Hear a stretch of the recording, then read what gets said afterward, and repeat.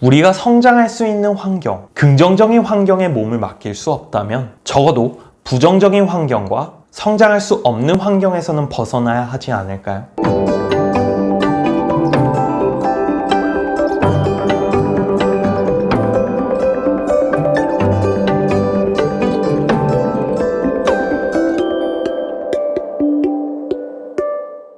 여러분 안녕하세요. 인문학 청년입니다. 새로운 환경에서 인사드립니다. 여기가 바로 저의 새로운 집입니다. 최근에 이사 및 짐 정리로 굉장히 바쁜 일상을 보내고 있었습니다.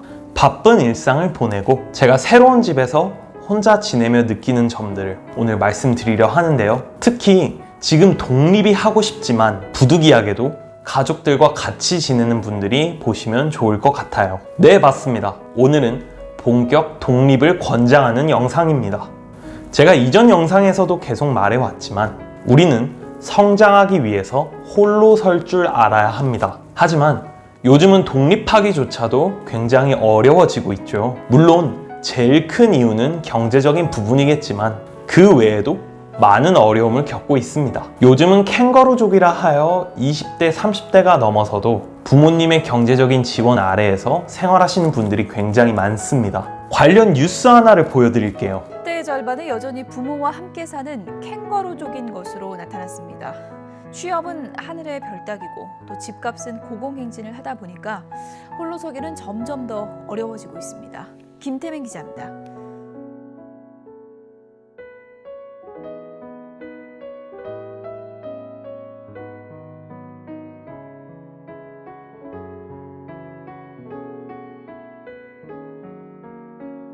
저 또한 이전에는 가족과 같이 살다가 이번에 처음 혼자 살게 되었는데 이 과정에서 제가 느끼고 공부한 부분을 오늘 말씀드려 보겠습니다. 첫 번째, 새로운 환경은 당신의 변화를 뜻한다.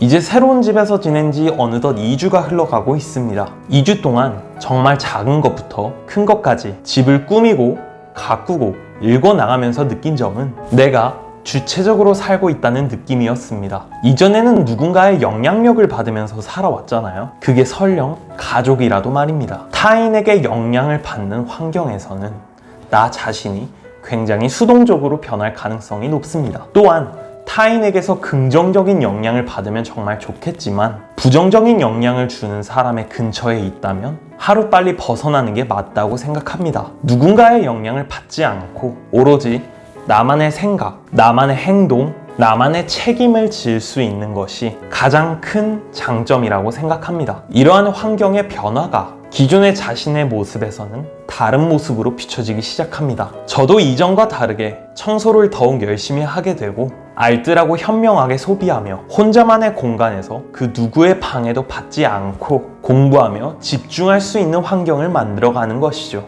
이 과정이 정말 행복한 거예요. 나는 나의 삶의 주인이고 나만의 공간은 아무도 침범할 수 없다는 겁니다. 두 번째로는 집중할 수 있는 공간과 시간입니다. 대한민국에서 자기가 하고 싶은 일을 하면서 사는 사람은 몇 명이나 될까요? 생각보다 많지 않기 때문에 우리는 끊임없이 배우고 공부하고 익혀나가는 과정을 갈구합니다. 그렇기에 여러분의 시간은 잘 활용해야 합니다. 온전히 여러분이 사용할 수 있는 시간을 어떻게 활용해야 할까요? 저는 집중해서 사용하라고 말씀드리고 싶어요. 바로 성장을 위한 발판을 만드는 일이죠. 그 중에 하나는 독서입니다.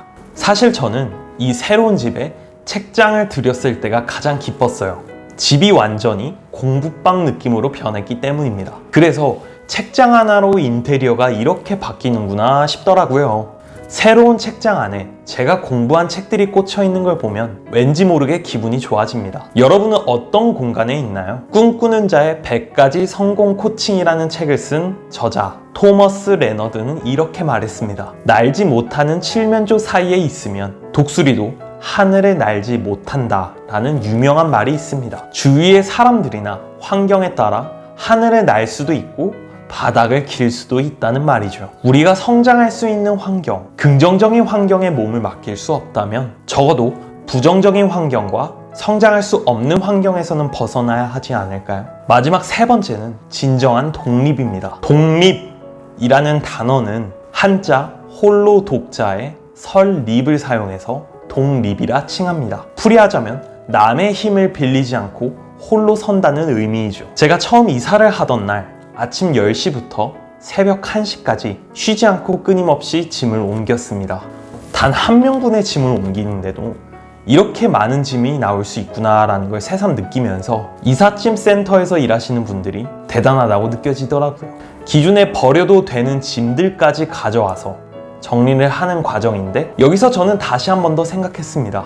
육체 노동이 이렇게 힘든데 주변 사람들을 불러서 도움을 요청해도 될 일을 왜 굳이 어렵게 혼자 하는가? 이런 질문에 대하여 혼자서 곰곰이 생각을 해보니 내가 나 자신의 삶에 담겨있던 물건들을 보고 정리하면서 과거의 잔재를 비워내는 느낌을 받았습니다. 이전에 인생 공부를 배우기 이전의 나는 더 이상 존재하지 않는다. 새로운 내가 이 새로운 집에 자리 잡는다. 이것이 제 무의식 속에 자리 잡은 것이죠. 그래서 이전 생활과 다르게 생활 패턴도 바뀌었습니다.